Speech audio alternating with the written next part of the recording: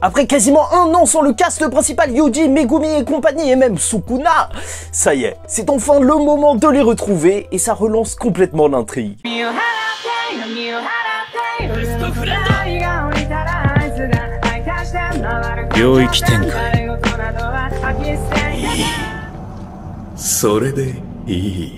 Mesdames et messieurs, ici Chage et on se retrouve aujourd'hui pour la review du chapitre 199 de Jujutsu Kaisen qui a pour titre Épithète et qui est donc justement le qualificatif qu'on donne après un nom.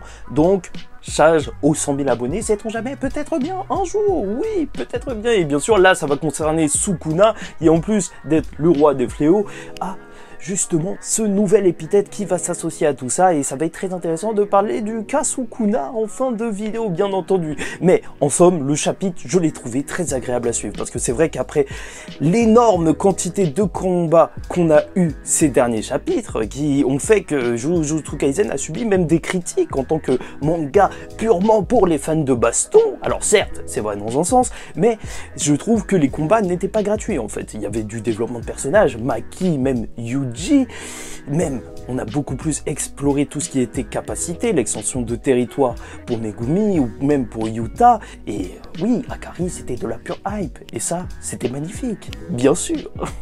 Parce qu'il en faut bien quand même. Donc c'est vrai que après tout ça quand même ce chapitre qui fait office un petit peu de repos même pour nous mais surtout justement qui repose les enjeux, alors je l'ai trouvé très agréable à suivre et surtout en fait même si on a beaucoup d'informations je trouve qu'il y a tellement d'humour et tout mais vraiment ce chapitre était poilant.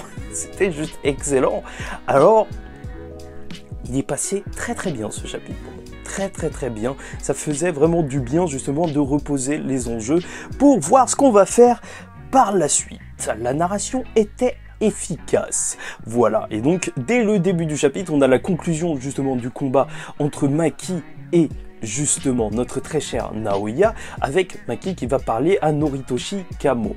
Très intéressant étant donné que ce sont deux personnages bien sûr issus des grands clans et donc ils peuvent se parler assez facilement étant donné que même en fait leur existence à partir du moment où ils naissent dans un grand clan est plus ou moins prédestinée à une certaine place. Et donc là vu qu'ils ont perdu cette place, Maki parce qu'elle a tué tout son clan et Kamo parce que Kenjaku a volé sa place, alors ça change un petit peu la donne. Un Noritoshi qui est assez peiné en réalité de tout ce qui vient de se passer parce que bien entendu il n'a plus sa place et je vous rappelle qu'il se battait justement pour être chef de clan et mettre bien sa mama, donc objectif assez louable entre guillemets, et lorsqu'il a perdu sa place il s'est rendu compte que sa mère avait déjà refait sa vie, avait déjà un autre enfant et justement ne savait même plus en fait pourquoi il faisait cela et où il devait se trouver. Et c'est là que c'est assez intéressant parce que même s'il se pose des questions vis-à-vis de sa mère, Maki va lui dire qu'il devrait lui en parler directement et on va voir ce petit passage qui fait peut-être en fait office de conclusion pour le personnage de Noritoshi Kamo avec sa mère qui dit que justement elle lui a donné un nom qui est détesté par le clan, le même nom que Kenjaku, c'est pour ça qu'on pourrait parfois confondre et qu'au final en fait elle, ce qu'elle voulait c'était juste qu'il sorte de ce clan. Donc dans un certain sens, même si lui il voulait mettre bien sa mère en réussissant à devenir chef de clan, là il a peut-être rempli ironiquement en fait les objectifs de sa mère, donc de quitter le clan.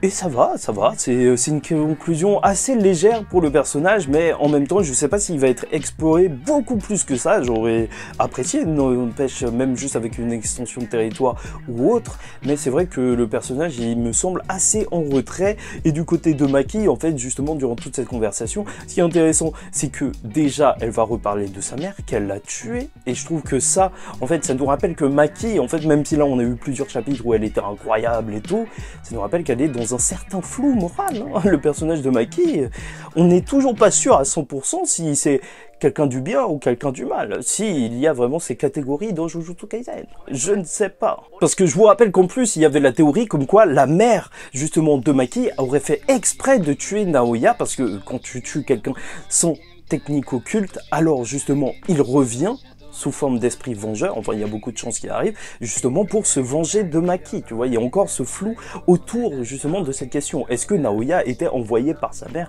plus ou moins?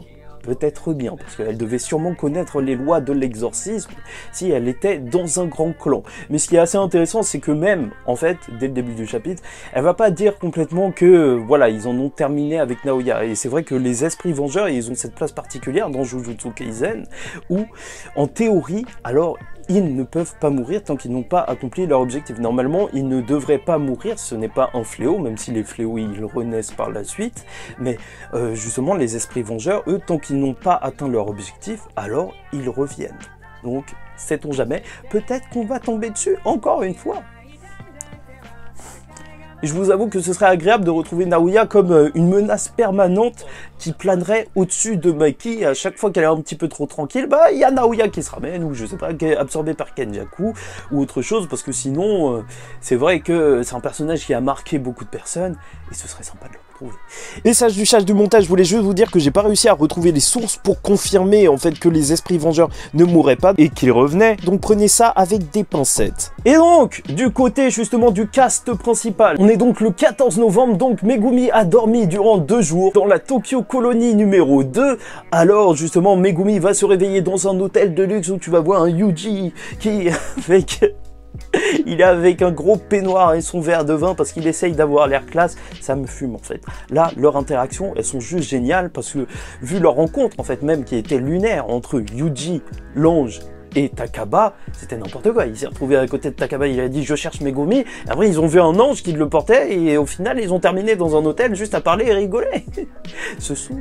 Vraiment, je trouve que déjà mettre un personnage complètement loufoque comme Takaba avec Megumi, c'est quelque chose qui fonctionnait très bien, justement avec le côté sérieux de Megumi pour contraster. Mais là avec 3 personnages comme ça, mais c'est excellent. Ce chapitre, c'est pour ça qu'il m'a littéralement tué. J'en profite au passage, n'hésite pas à liker ou disliker la vidéo si ça ne t'a pas plu, commenter, donne ton avis en commentaire et t'abonner si t'es pas encore abonné parce que Jujutsu mérite qu'on en parle beaucoup plus. Et en plus, dès lundi, grosse vidéo sur Yuji et son potentiel et croyez-moi, ça va très loin. Là, pour fêter son retour, ça va être juste énorme. Et donc voilà, ils vont faire la remarque qu'il y a encore de l'électricité dans ces colonies. Est-ce que justement ça pourrait être utilisé plus tard par Kashimo qui prévoit d'éliminer Sukuna? Peut-être bien, mais en tout cas, ça montre aussi peut-être que Kenjaku, il aurait fait un pacte, d'après eux, peut-être avec le gouvernement ou autre chose. C'est vrai que ça peut être assez intéressant de s'intéresser à l'aspect un petit peu plus politique, puisque la dernière fois, on avait vu Kenjaku qui se retrouvait devant un conseil et qui parlait de bombes. Ok, il faut qu'on garde ça en tête. Et comme le dira Megumi, tout s'est passé un petit peu trop bien, parce que c'est vrai, là, ils ont les points nécessaires. Entre Akari qui a plus d'une centaine de points et Yuta qui est revenu avec 190 points pour un total entre de 389 points, ça fait juste assez, littéralement juste assez, pour justement libérer la sœur de Megumi, Tsumiki. Il faut juste mettre en place des règles qui leur permettront justement de s'enfuir. Et même s'ils sont enclins justement à donner leurs points, ces nouveaux personnages de Takaba et donc de l'ange, alors là ça va devenir particulièrement intéressant quand on va voir que justement l'ange Hana, donc de la même manière que Yuji, est un réceptacle et que en fait elle partage son corps un petit peu de la même manière. D'ailleurs il y a ce passage assez mystérieux où justement l'ange dira qu'elle a sauvé Megumi juste parce que Hana, donc la personne dont elle est dans le corps, alors elle aurait peut-être un lien avec Megumi, ou sait-on jamais, en fait, peut-être qu'un lien avec Toji. Voilà, bref, il y a quelque chose qui se cache derrière ça. Après, on avait déjà exploré au début de la série, justement, un petit peu le passé de collégien tumultueux de Megumi, donc sait-on jamais, peut-être qu'on continue sur ça. Elle appelle mon élu, donc Hana le réceptacle est sûrement une personne qui est amoureuse de Megumi. Sauf que là, l'ange a un objectif assez particulier en fait, c'est de tuer tous les incarnés. Les incarnés qu'elle considère comme une déviance, entre guillemets, quelque chose qui ne devrait pas exister selon les lois divines, parce que tu connais l'ange et son thème de personnage, non pas qu'elle se réfère à une vraie divinité, mais apparemment ce serait plus lié à des convictions personnelles, qui trouvent que justement ça va contre l'ordre des choses d'avoir ces exorcistes incarnés qui vont prendre la place de certaines personnes. Et donc elle veut se débarrasser de tout le monde.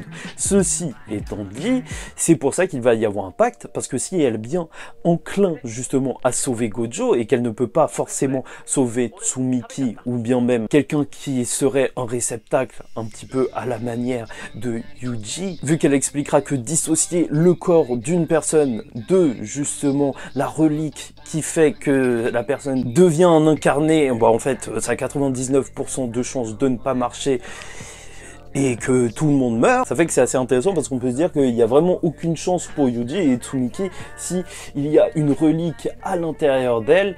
Et c'est vrai, le 1% de chance, sait-on jamais, hein, peut-être que ça peut marcher. Et là, en fait, donc, pour libérer Gojo, ce qui est leur mission principale avant tout, ce qu'elle acceptera et ce qu'elle peut faire, étant donné que justement elle peut passer à travers les différentes barrières, étant donné que sa capacité à elle, c'est l'annulation des sorts, donc c'est pour ça qu'elle s'est déplacée entre les colonies et qu'elle avait commencé même dans la colonie où se trouvait Kashimo, un personnage qui lui inspirait pas forcément confiance. Ça c'est intéressant à noter parce que Kashimo, c'est vrai qu'il était extrêmement puissant, il s'est quand même battu contre un Akari qui était immortel plusieurs fois, avec une énergie occulte juste infinie, et même il y avait beaucoup de fléaux dans cette colonie, mais justement vu qu'elle cherche les incarnés, bah, elle s'est retrouvée dans celle-ci, et là en fait, contre justement la libération de Gojo, ce qu'elle veut, ce n'est pas justement qu'on se débarrasse de tous les incarnés, mais juste d'un en particulier, le déchu. C'est là où c'est assez intéressant, parce qu'on n'a pas encore l'information de qui est cette personne,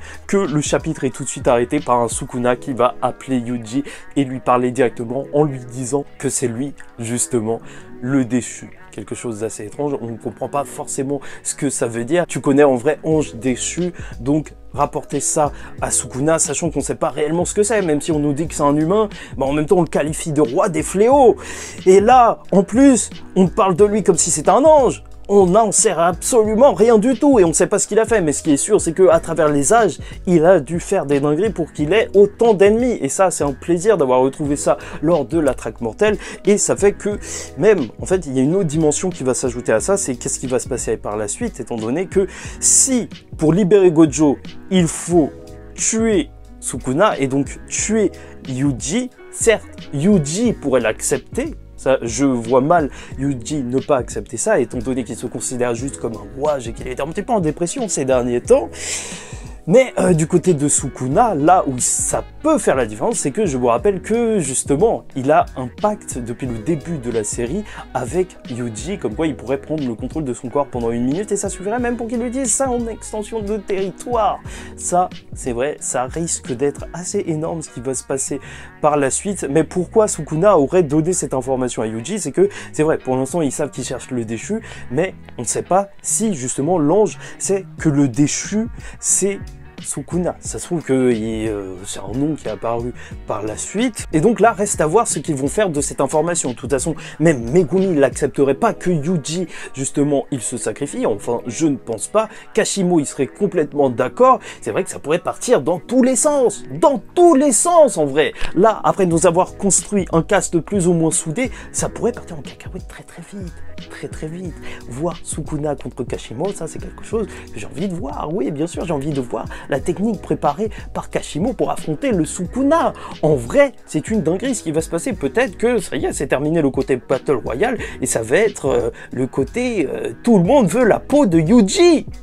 Et ça, ce serait complètement fou. Et après, je pense que le plus logique pour eux, ce serait même justement de libérer Gojo avant de s'occuper de Sukuna. En fait, il faudra en parler à l'ange. Ils peuvent faire des serments. J'espère que justement cette possibilité, elle sera évoquée. Comme ça, ils font un serment en mode tu libères Gojo et on tue Sukuna. Parce que dans tous les cas, Gojo, son but aussi, c'était de tuer Sukuna lorsqu'il avait les 20 doigts. Donc, ils pourraient quand même se mettre d'accord. Mais reste à voir si justement l'ange va accepter. Est-ce qu'on se dirige vers un flashback de l'histoire de Sukuna qui serait juste lunaire, incroyable, et de toute façon même ça a été teasé avec l'histoire de Kashimo et toute l'histoire même de ses anciens exorcistes, ou peut-être qu'on se dirige vraiment sur cette battle royale face à Yuji. Ce serait vraiment aussi fou de retrouver Maki, Yuta, Akari, Kashimo, tout le monde en train d'essayer de tuer Sukuna. Quelle folie. Nous vivons de grands moments, mais dans tous les cas, ce qui est sûr, c'est que absolument rien ne va bien se passer à partir de maintenant pour Yuji.